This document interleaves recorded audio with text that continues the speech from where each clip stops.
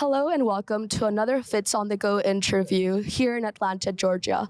Today I have the honor of interviewing Cathy Biga, who is the 73rd president of the American College of Cardiology. Cathy, thank you so much for being with us. It is a distinct honor, especially as we talk to our younger individuals that are interested in the field of cardiology. So thank you so much for the invite. I appreciate it. Thank you again for your time. Cathy, our first question, and knowing that you will be appointed today as the American College of Cardiology president, and our ACC medical student community congratulates you on that, and we're very excited to work with you. We're wondering what type of legacy or mark you would like to leave behind here after the one-year term as president of the ACC. That's a really good question, and today's a very intriguing day. You know, not only are we going to have our solar eclipse of the sun, hopefully if the weather cooperates with everybody, and of course I'll be inducted as the first non-physician president, which is an incredible honor. And it's more of an honor to work with people like you. So it's not so much my legacy at all. I think really the takeaway point of this entire process is that the field of cardiology, how we deliver care to our cardiovascular patients, is very much a team energy and support. And we need our teams to help us as we deliver cardiology. And I think as we start working even earlier than med students with our high school students, our med students, into residency fellowship, and of course when they're cardiology fellows. So the legacy is really going to be all about valuing each other, making sure that we lift each other up, that especially in these challenging times, both clinically and financially and administratively with our healthcare system in the United States, to make sure that we deliver the highest quality outcomes. So you'll hear me tonight talk a lot about two big things. One is team and one is quality. And I think as long as we keep our patient at the center of everything we do, we'll be okay. Thank you, Cathy, for your very inspiring words on the importance of teamwork and quality and everything that we do here at the ACC and beyond.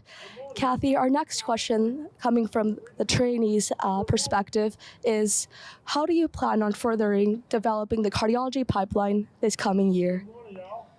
Well, I think we're all very well aware that our Medicare population is going to do nothing but explode. So all of us baby boomers are going to continue to get old, and we're going to need physicians, and a lot more physicians than what we have. And not only physicians, we're going to need that CV team that we talked about. So we need to transform care delivery. That is one of the really big goals that we must do, is transforming care delivery. And that really means coming out of our comfort zone and designing and developing methodologies to take care of our patients. So to me, that's the element that is probably the most critical component. I think the second big thing is the huge hope that we have for our new CV boards. I think that is incredibly indicative of our commitment to quality and our ongoing enlargement of quality from a college perspective. So as we look at a new board process that really looks at knowledge gaps, this isn't about MOCs and checking boxes and doing iterative testing. This is really all about how do I, as a cardiologist, because if I'm an adult congenital versus an EP versus a hypertensive versus a preventative cardiology, all of those fields have gotten so subspecialized.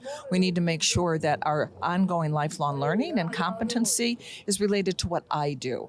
Cramming for a test is not exactly how we want to do it. So I think that is probably our biggest advantage, and to put the passion back in why you chose to go into medicine. What about it made you excited and wanting to get up every day? That will also increase our pipeline, because people won't then retire. They'll have that joy of taking care of patients with their team. And I think those are our two success factors. That's really great to hear, Cathy, and I know a lot of our trainees and faculty at the ACC are very excited to hear the news of this year's application for the CV board, led by the ACC among other societies. Cathy, our last question is, how do you see the future of cardiology moving in the next 5 or 10 years from now? That's a great question, and it's the reason I can't retire. I keep thinking I'm going to retire and leave this to all of you guys, but cardiology is such an explosive field. There are so many things that just constantly change, and we get tools, better and better tools with artificial intelligence. How are we going to use artificial intelligence to really take care of our patients in a better manner?